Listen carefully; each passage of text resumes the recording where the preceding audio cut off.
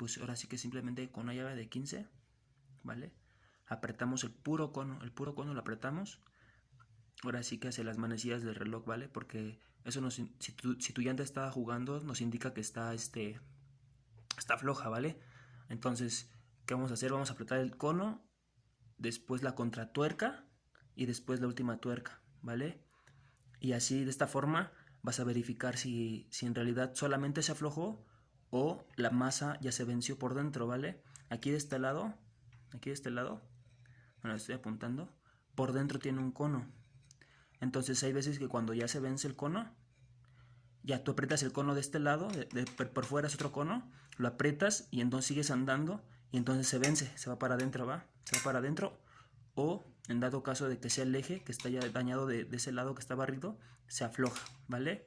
Entonces para checarlo hay que apretar, y si sigue haciendo lo mismo, sí hay que cambiar la masa posiblemente, ¿vale? Y si con este apretón lo resuelves, pues listo, ya está, pues no sé, te dura todavía un rato más. Simplemente está seguro de que apretaste bien la contra y el cono, ¿vale?